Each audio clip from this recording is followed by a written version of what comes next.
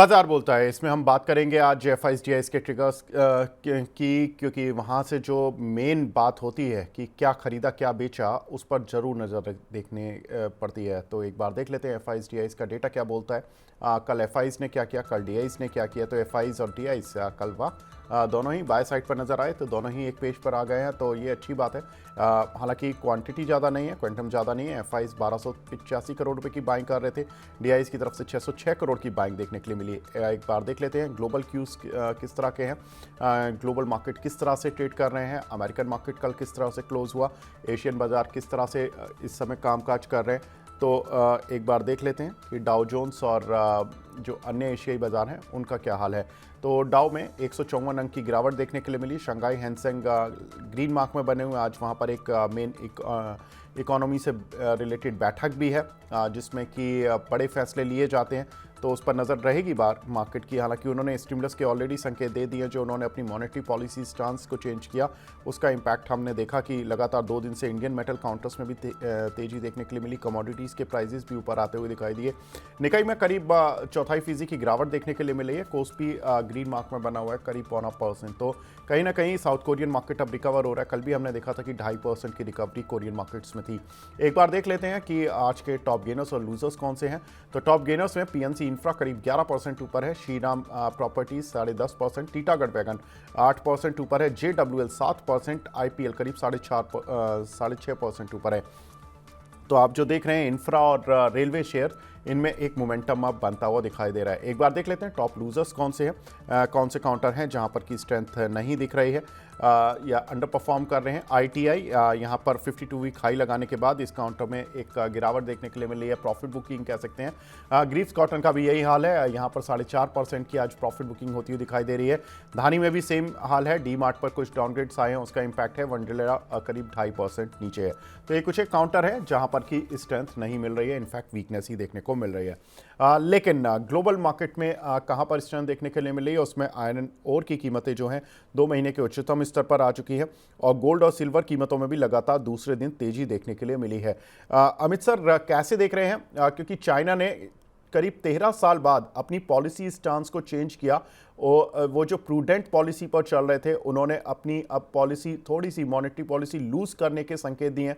इसको ये माना जा रहा है कि कहीं ना कहीं आने वाले समय में उनके यहाँ से एग्रेसिव रेट कट्स होंगे, उनके यहाँ पर जो भी उनका सेंट्रल बैंक कर सकता है।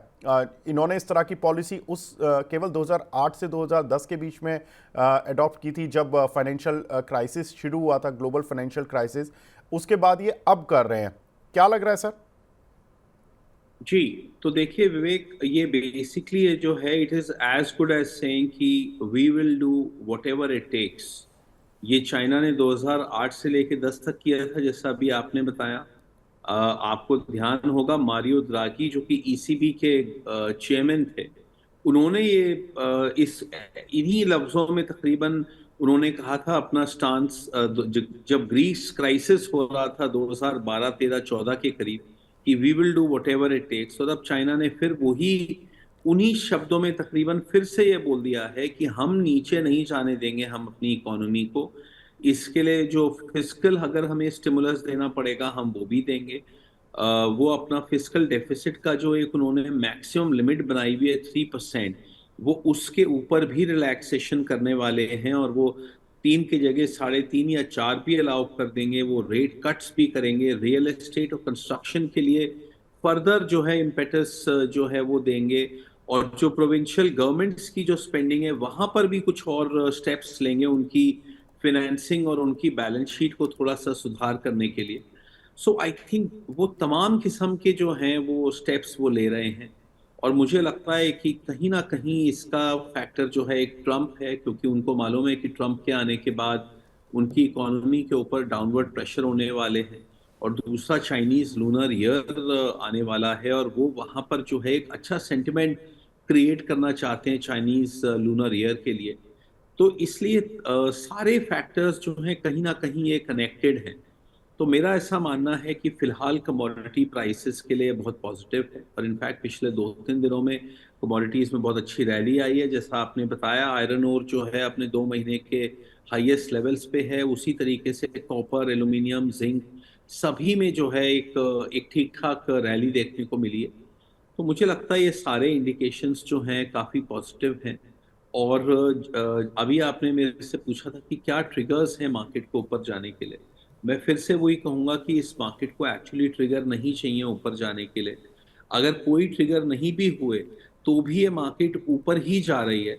मगर अगर उसके साथ साथ अगर कुछ एडिशनल ट्रिगर्स मिल जाते हैं, जैसे कि अभी चाइना का जो फैक्टर है, या फिर जो है अभी आज सीपीआई डेटा है यूएस में, अगर वो अच्छा आ जाए तो उस यानी कि अगर वो डविश आ जाता है तो बॉन्ड यील्ड्स यूएस में गिरेंगी, डॉलर इंडेक्स गिरेगा, यूएस मार्केट्स बढ़ेंगी और एक बहुत अच्छी Santa Claus year end rally देखने को मिल जाएगी।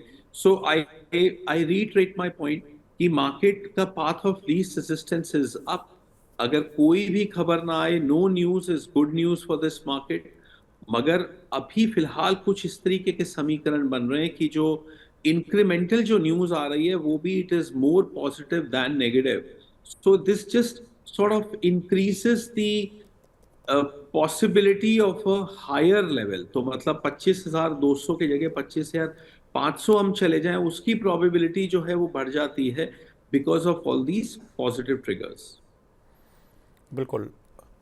अमित सर, एक इम्पॉर्टेंट सेक्टर जहां पर कि मैं फोकस करना चाहूँगा ग्लोबल न्यूज़ और भी लेने से पहले, वो है रेलवे शेयर्स। यहाँ पर एक ज़बरदस्त मूव देखने के लिए मिल रहा है। Be it Titagarh wagon, Jupiter wagon, IRFC, RVNL, all are up somewhere around 3 to 9%। और सर, मैं लगातार 2 दिन से बाकी पैनलिस्ट जो हमारे पैनल पर आ रहे थे उनसे बात भी कर रहा था कि दिसंबर में जो एक प्री बजट रैली शुरू होती है कुछ एक सेक्टर्स में, उसके कुछ ग्रीन शूज दिख रहे थे रेलवे कंपनीज में। डिफेंस कंपनीज पर सरकार ने एक ऑर्डर का बात की, जिसमें कि अब डिफेंस का जो एलोकेशन है इस साल में अभी तक 1,66,000 करोड़ के ऑर्डर सरकार दे चुकी है। हालांकि पिछले साल के मुकाबले ऑर्डर्स कम है, करीब पिछले साल सरकार ने 3 लाख करोड़ के आसपास के ऑर्डर दिए थे डिफेंस कंपनीज को। तो अगले 4-5 महीने गवर्नमेंट पर काफ़ी कुछ स्पेंडिंग का एक प्रेशर होगा, और बजट में उस एलोकेशन की बात हो सकती है। हालांकि बजट में तो नेक्स्ट ईयर के एलोकेशन की बात होती है, लेकिन कहीं ना कहीं बजट से पहले सरकार शायद अपना खर्च बढ़ा रही है और उसका एक इम्पैक्ट दिख रहा है। सर, रेलवे काउंटर्स बढ़ रहे हैं, डिफेंस काउंटर बढ़ रहे हैं। सर, इस रैली को यूज़ करें जो लोग फंसे हुए हैं एग्जिट करने के लिए इन काउंटर्स पर, या इस रैली को थोड़ा एंजॉय करें 1-2 महीने, ये रैली सस्टेन्ड रहेगी इन काउंटर्स पर और उसमें फिर पैसे भी बनाएं फिर निकलें? मुझे लगता है रैली अभी सस्टेन करेगी विवेक। हम इतने ओके। बीटन डाउन से आ रहे हैं, और पर्टिकुलरली आपने रेलवे काउंटर्स की बात की, तो ये काउंटर्स अपने जुलाई अगस्त हाई से अब अक्टूबर नवंबर तक जो एवरेज फॉल आया है वो मेरा ख्याल तकरीबन 40% का फॉल आया है।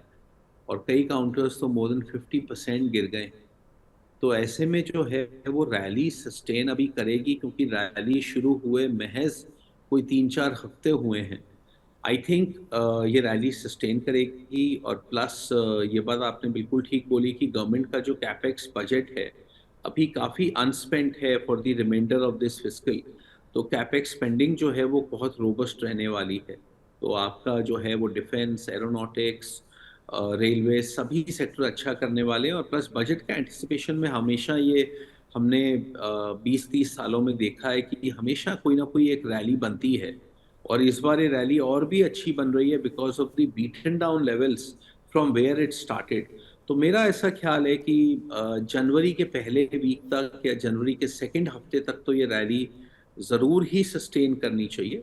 वहां पे ऑफ कोर्स हमें एक बार रिकैलिब्रेट करना पड़ेगा, रीवैल्यूएट करना पड़ेगा कि क्या हम एक्चुअली बजट तक जाना चाहते हैं या हम पहले ही प्रॉफिट बुक करना चाहते हैं। बिल्कुल।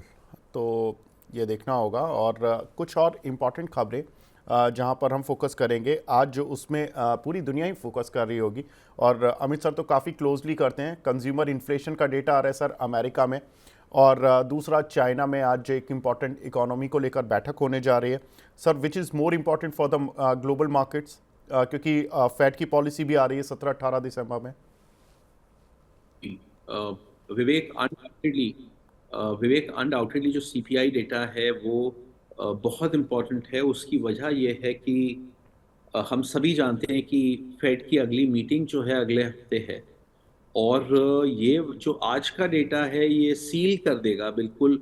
बिल्कुल क्लैरिटी आ जाएगी कि फेड का रेट कट आ रहा है कि नहीं। और जिन हालात में अभी हम हैं और जिस तरीके से यूएस एक मदर मार्केट है जो कि पूरे वर्ल्ड को इन्फ्लुएंस करती है, तो इसलिए मेरा ऐसा ख्याल है कि सीपीआई डेटा ज़्यादा इम्पोर्टेंट है, क्योंकि सिर्फ सीपीआई डेटा ही नहीं है, इससे आपको फेड की अगली प्राइस कट आ रही है कि नहीं, इंटरेस्ट रेट कट, इसके बारे में भी क्लैरिटी आ जाएगी। इसके वजह से डॉलर इंडेक्स भी मूव करेगा, यूएस इक्विटीज भी मूव करेंगी, और सेंटा क्लॉज रैली बनेगी या नहीं बनेगी और कितनी बड़ी बनेगी, ये सारी चीज़ आज क्लियर हो जाएगी। तो इसलिए सीपीआई डेटा बहुत ज़्यादा रेलिवेंट है। चाइना वाला जो फैक्टर है वो भी रेलिवेंट है, मगर हमें ध्यान रखना होगा कि वो तो काफ़ी हद तक जो है क्लैरिटी आ गई है कि they are going all out, they are doing whatever it takes to conserve the situation, अपनी इकोनॉमी को प्रोटेक्ट करने के लिए, अपनी स्टॉक मार्केट को प्रोटेक्ट करने के लिए, ट्रंप की नेगेटिविटी से बचने के लिए, वो जो है कुछ भी करने के लिए तैयार है। तो इसलिए मुझे लगता है कि वहाँ तो अब हमें काफ़ी हद तक क्लैरिटी आ चुकी है। तो आज का जो सीपीआई डेटा है वो ज़रूर हमारे लिए बहुत ज़्यादा वाइटल है। बिल्कुल। तो सर इस समय पर जो हमने देखा कि एक तो सीपीआई डेटा इम्पॉर्टेंट है और फेड की policy of course commodity prices पर वो भी इम्पैक्ट डालती है। और चाइना ने जिस तरह से पॉलिसी स्टांस चेंज किया उसके बाद अब आज इकोनॉमिक में उनकी बड़ी बैठक है। सर मेटल काउंटर्स में जो रैली आई थी, क्या वो प्रॉफिट बुक का एक इस समय सोच रखनी चाहिए या इसको सस्टेन करना चाहिए जो रैली चल रही है? और देखिए विवेक, मेटल्स की अगर मैं बात करूं, मेटल प्राइसेस की, तो डेफिनेटली जो है मेरा कुछ टाइम से व्यू चल रहा था, क्योंकि कि ये उनमें राइज आएगा। और उसकी वजह बहुत साफ थी कि तमाम मेटल्स में, चाहे वो कॉपर है चाहे वो आयरन ओर है, अपने अक्टूबर हाई से नवंबर तक आते आते बहुत बड़े फॉल आ गए थे। तो मुझे काफ़ी क्लैरिटी थी कि चाइनीज लूनर ईयर से पहले जरूर चाइना कुछ ना कुछ पॉजिटिविटी जो है जनरेट करने की कोशिश करेगा, ट्रंप की इनॉग्रेशन से पहले पॉजिटिविटी जनरेट करने की कोशिश करेगा, और वो चीज़ हो गई है। तो मेरा ऐसा मानना है कि यहाँ से अभी मेटल प्राइसेस और ऊपर जाएंगे। कॉपर, आयरन और सभी जो हैं वो, आई डोंट थिंक कि उन्होंने अपनी पीक बना ली है। मुझे लगता है दिसंबर की पीक अभी यहाँ से और थोड़ी ऊपर जाने के बाद ही बनेगी, और मेटल स्टॉक्स भी जो हैं वो अच्छा करेंगे। मगर मैं मेटल स्टॉक्स में बहुत ज़्यादा मैं इसलिए बुलिश नहीं हूँ, क्योंकि अगर आप मेटल्स और मेटल स्टॉक्स, स्टॉक प्राइसेस के बीच में अगर आप एक डाइवर्जेंस देखेंगे, तो पिछले 6-8 महीनों में एक बहुत बड़ी डाइवर्जेंस बनी है इंडिया में, जहाँ पे कि मेटल प्राइसेस जो हैं वो अभी भी अपने जो ईयरली जो हाई है उससे काफ़ी डाउन है, जबकि जो मेटल स्टॉक्स जो हैं उन्होंने काफ़ी अच्छा किया है पिछले कुछ हफ्तों में भी, और उससे पहले भी अच्छा किया था। तो मुझे लगता है कि मेटल स्टॉक्स में मुझे नहीं मालूम कि अभी और कितना अपसाइड बचा है। हो सकता है वो केवल 3-4% का ही अपसाइड हो, मगर डेफिनेटली जो मेटल प्राइसेस हैं वो अपना एक बेस बनाने की कोशिश कर रहे हैं, और मुझे सरप्राइज नहीं होगा अगर वो रिमेनिंग दिसंबर में या जनवरी में जो है वो यहाँ से ठीक ठाक ऊपर चले जाए। बिल्कुल। तो यहाँ पर मेटल पर्सन ने अपना आउटलुक दे दिया है। नुवामा की भी एक रिपोर्ट आई, उन्होंने भी यही कहा है कि जो मेटल काउंटर्स हैं 1 मंथ हाई पर आ चुके हैं, तो प्रॉफिट बुक कर लें। उनकी केवल प्रेफर्ड पिक अब जिंदल स्टील ही है, और उनकी रिपोर्ट कहती है कि बुक प्रॉफिट जो आपको प्रॉफिट बुक करना है जेएसडब्ल्यू स्टील, टाटा स्टील और सेल, इन सभी काउंटर्स में कर लेना है। तो लेट्स सी जो भी मेटल काउंटर में एक थोड़ा बहुत मूव आया है उसको किस तरह से आपको प्ले करना है, आपको इस पर राय मिल गई है। नेक्स्ट बढ़ते हैं सर, एक और इम्पॉर्टेंट डेटा सर जो कि इस बार आया है आईटा की तरफ से, जिसमें कि उन्होंने बोला है कि 2025 में ग्लोबल एविएशन कंपनीज का जो प्रॉफिट है वो 16% बढ़ जाएगा। प्रॉफिट जो लास्ट ईयर रहा वो 31.5 बिलियन डॉलर का एस्टिमेटेड था 2024 के लिए इनफैक्ट, लेकिन 2025 में ये जो प्रॉफिट होगा ये 36.6 बिलियन डॉलर का हो जाएगा। और उनका कहना है कि जो क्रूड ऑयल की प्राइसेस हैं जिस तरह से सॉफ्ट हुई हैं, इसका बड़ा फ़ायदा जो होगा वो ग्लोबल एविएशन कंपनीज को मिलेगा। अमित सर, हमारे इंडियन मार्केट में बहुत ज़्यादा कंपनीज तो लिस्टेड नहीं है एविएशन की, स्पाइस जेट और इंडिगो। सर कैसे देख रहे हैं इंडियन एविएशन कंपनीज को, इन दोनों को, और बाकी ओवरऑल एविएशन सेक्टर के लिए क्या पॉजिटिव नेगेटिव्स आप सोच रहे हैं? डेफिनेटली विवेक, मैं इंडियन एविएशन को लेके भी पॉजिटिव हूँ और ग्लोबल एविएशन को लेके भी फिलहाल पॉजिटिव हूँ। I think Chinese lunar year अभी आने वाला है और plus of course Christmas and new year पे जो है आप जानते ही हैं कि एक बहुत बड़ा ये एक साल का one of the busiest travel times होता है। तो between now and end of January बहुत अच्छा ये ट्रैवल सीजन जाने वाला है, इसमें कोई डाउट नहीं है। और क्रूड ऑयल जो है प्राइसेस काफ़ी नीचे हैं और अब उनमें बहुत ज़्यादा वॉलेटिलिटी नहीं दिख रही है, बहुत ज़्यादा उनमें अपसाइड की गुंजाइश भी नहीं दिख रही है। तो यही दो चीज़ें चाहिए होती हैं एविएशन कंपनीज को।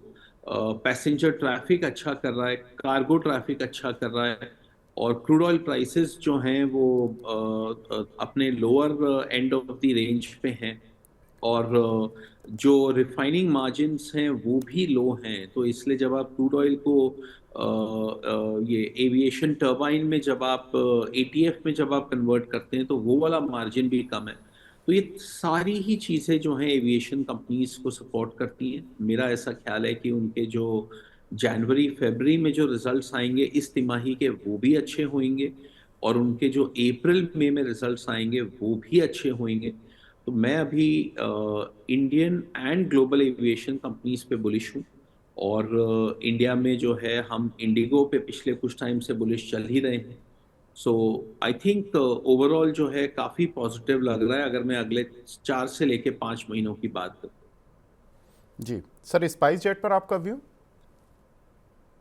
आई थिंक देखिए, स्पाइस जेट में दोबारा से जो है वो ये हो तो सकता है कि जितनी भी तमाम किस्म की प्रॉब्लम्स हैं वो उससे उभर के आ जाए और वो दोबारा से जो है एक अपने पैरों पे इंडिपेंडेंटली खड़ा हो जाए, मगर थोड़ा कंट्रोवर्शियल केस है। तो इसलिए हम जो थोड़ा प्रेफर करते हैं कि सेफर प्लेयर, इंडस्ट्री लीडर, वहाँ पर इन्वेस्ट करना हम प्रेफर करते हैं। तो इसलिए हमारे पास इंडिगो है, हमने अभी स्पाइस जेट पे इन्वेस्ट नहीं किया।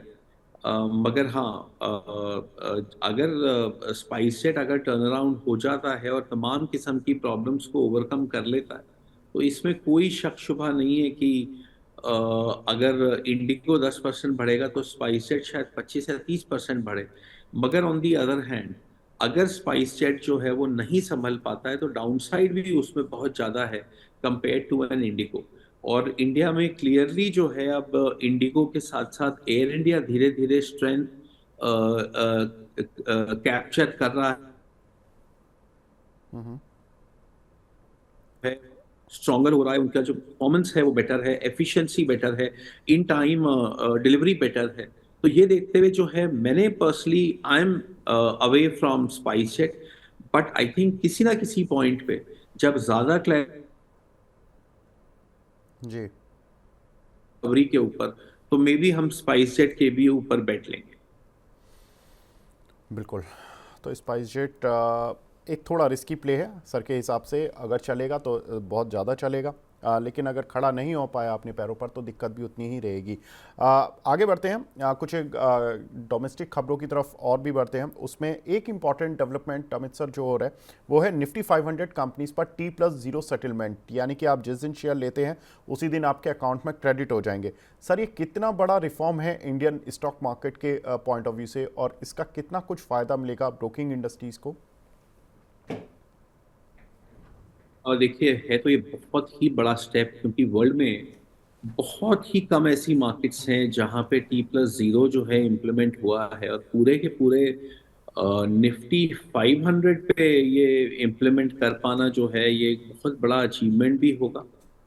और मैं समझता हूँ कि ये जो है it speaks for the efficiency of the Indian markets, कि हमारे सिस्टम्स कितने स्ट्रॉन्ग हैं और हमारा जो है ओवरऑल जो इंफ्रास्ट्रक्चर है, digital and physical infrastructure which supports the trading, हमारी क्लियरिंग कॉरपोरेशंस, वो कितना ज्यादा हमारा पूरा ये सिस्टम्स एंड इंफ्रास्ट्रक्चर स्ट्रांग है, ये इस बात का इंडिकेशन होगा। जो फॉरेन इन्वेस्टर्स हैं उनको ये चीज फर्दर कॉन्फिडेंस देगी about the Indian market.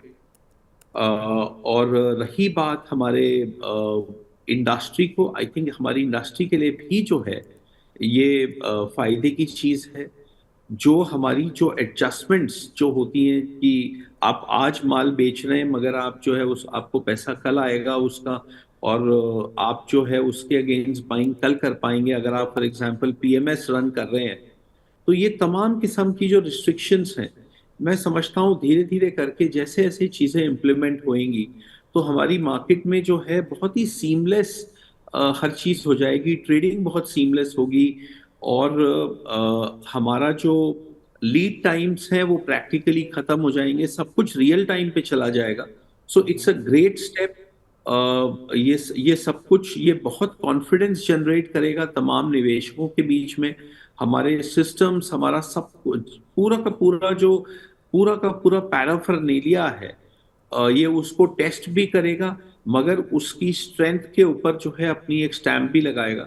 So it's a great step and I wish the best to the exchanges and SEBI to implement this whatever timeline they set for themselves.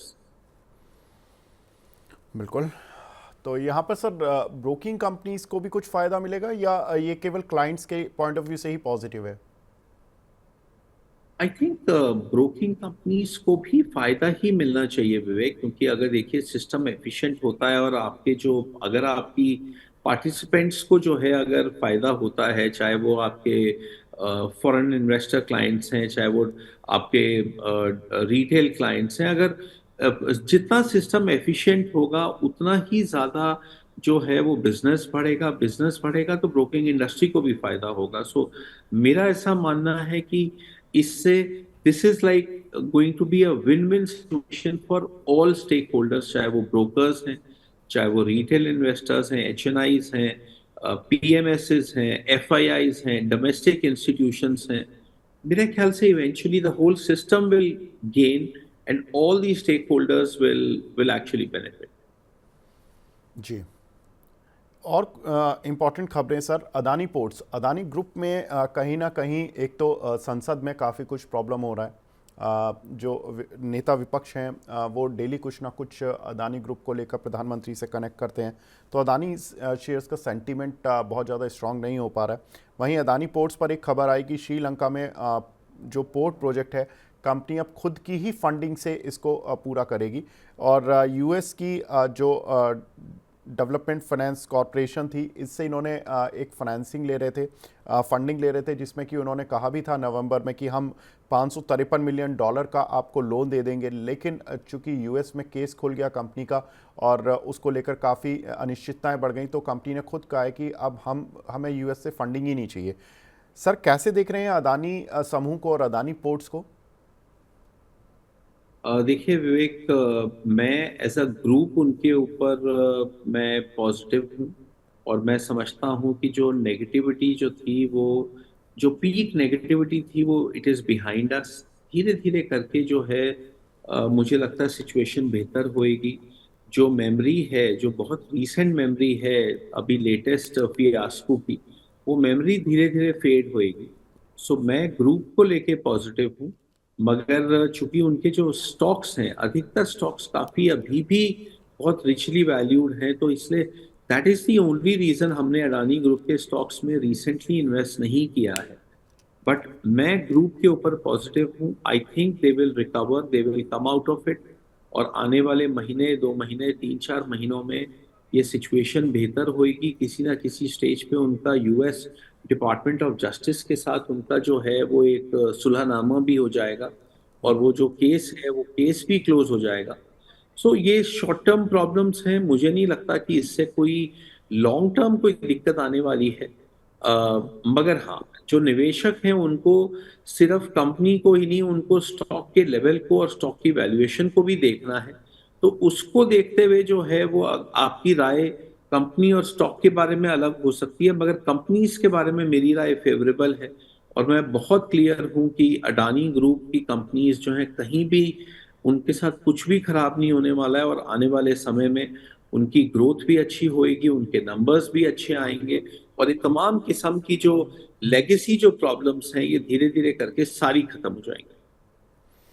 बिल्कुल, तो Adani group पर sir भी positive हैं। कल नमूरा की भी एक report आई थी, उनका भी यही कहना था कि अदानी ग्रुप इंडियन इंक में सबसे वन ऑफ द बेस्ट उनको लगता है in terms of share price. Sir last question NTPC green पर है, जहां पर कि सेकी से कंपनी को 500 मेगावाट के सोलर प्लांट लगाने का ऑर्डर मिला है और 3.52 रुपीज़ पर किलोवाट के हिसाब से इनको टैरिफ भी मिलेगा। सर कैसे देख रहे हैं एनटीपीसी ग्रीन? जब से लिस्ट हुआ है आईपीओ के समय पर कोई एक्साइटमेंट नहीं था, लेकिन आफ्टर आईपीओ और आफ्टर लिस्टिंग इसमें एक्साइटमेंट काफ़ी बढ़ गया। 108 रुपये से अब 145-50 की रेंज पर ये काउंटर पहुंच गया है और अब जाकर अपडेट्स इसमें ज़्यादा आने शुरू हुए हैं। सर ऐसा क्या था जो कि आईपीओ पर मिसिंग था, अब बदल गया? आई थिंक जो चीज मिसिंग थी वो सेंटिमेंट था विवेक। जब एनटीपीसी ग्रीन का आईपीओ आ रहा था तो सेंटिमेंट बहुत ही खराब था, और अक्सर जब सेंटिमेंट मार्केट का इतना खराब होता है तो इवन एक बहुत अच्छा क्वालिटी आईपीओ जो है वो समहाउ जो है वो सेंटिमेंट नहीं बन पाता। और हुआ ये कि बिकॉज आईपीओ में सेंटिमेंट उतना अच्छा नहीं था, तो जैसे ही वो लिस्टिंग हुई तो बहुत सारे निवेशकों ने जो है उस टाइम वो निकल गए, क्योंकि लिस्टिंग जो है आपको मालूम ही है कि कोई बहुत प्रीमियम पे हुई नहीं थी। इनफैक्ट मोरलेस इशू प्राइस के आसपास ही लिस्टिंग हुई। तो वो स्टॉक जब तक एब्जॉर्ब हुआ वो उसको उसमें कुछ दिन लग गए एब्जॉर्ब होने में, और फिर वहां से वो स्टॉक जो है बढ़ना शुरू हुआ। So I think what was missing was the sentiment, और अब सेंटिमेंट मार्केट का जो है वो बहुत बेटर है। कंपनी से डेवलपमेंट्स भी अच्छी आ रही हैं, न्यूज़ भी अच्छी आ रही हैं, और प्लस ग्रीन एनर्जी को लेके कहीं ना कहीं हम सभी लोग लॉन्ग टर्म तो पॉजिटिव हैं ही हैं। सो यही अगर आईपीओ आज अगर लिस्ट हो रहा होता तो शायद जो है एक अलग लेवल पे लिस्टिंग होती और चीजें अलग तरीके से पैन आउट करती। मगर सारा का सारा खेल जो है वो लिस्टिंग टाइम, लिस्टिंग डेट और उस टाइम मौजूदा सेंटिमेंट क्या था ये उसका फंक्शन रहा है। मगर अब now that is history, that does not affect the market price any more.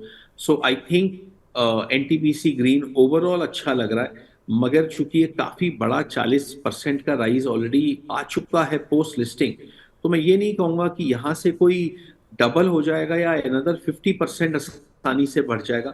मगर हाँ मुझे लगता है अनदर 10, 15, 20% यहाँ से बढ़ना कोई बहुत बड़ी बात नहीं है। बिल्कुल, तो यहाँ पर एनटीपीसी ग्रीन पर भी आपको आउटलुक मिल गया और ओवरऑल जो ग्रीन एनर्जी को लेकर सर का आउटलुक है वो भी बुलिश है। अमित सर आप हमारे साथ जुड़े, सर बहुत बहुत शुक्रिया हमसे जुड़ने के लिए, अपना प्रीशियस टाइम देने के लिए। विवेक, मुझे कार्यक्रम में शामिल कर दिया। Thank you sir. नेक्स्ट अब हमारे साथ खास मेहमान जुड़ चुकी हैं, हमारे साथ जुड़ी हैं धवनी शाह पटेल, फाउंडर हैं फिनवर्सिफाई के। Good morning ma'am. Good morning, Vivek ji. Thank you so much for inviting on the show. Pleasure ma'am, and आप आ गए हैं तो मैं पहले मार्केट पर एक आपसे टेक लेना चाहता हूं, क्योंकि जिस तरह से हमने देखा कि एक रिबाउंड होता हुआ दिख रहा है, जिस तरह की एक फ्लैट टू नेगेटिव ओपनिंग हुई थी उसके बाद मार्केट रिकवर हो रहा है, क्या लग रहा है ये सस्टेनेबल होगा आज?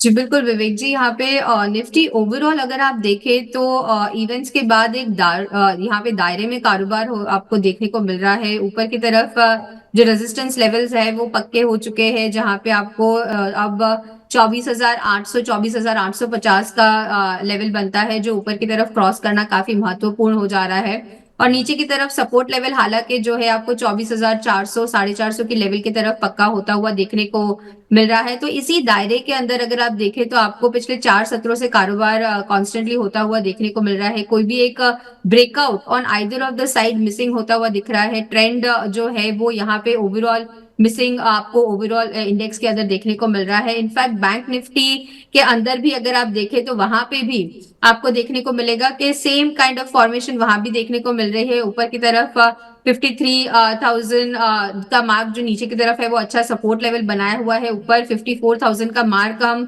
क्रॉस नहीं कर पा रहे हैं, तो दोनों ही इंडेक्सेस में यहाँ पे एक आपको रेंज बाउंड कारोबार जो है वो देखने को मिल रहा है। हालांकि 50-60 पॉइंट्स की बढ़त और आपको गिरावट देखने को मिलती है, बट यहाँ पे ट्रेड स्पेसिफिक जो है वो इंडेक्स के नजरिए से आपको दूर रहने की सलाह रहेगी। आप स्टॉक स्पेसिफिक का ध्यान रखें और इंडेक्स पे जो लेवल्स हमने डिस्कस करे उनके ब्रेकआउट्स होने के बाद कोई इंडेक्स स्पेसिफिक ट्रेड बनाएं।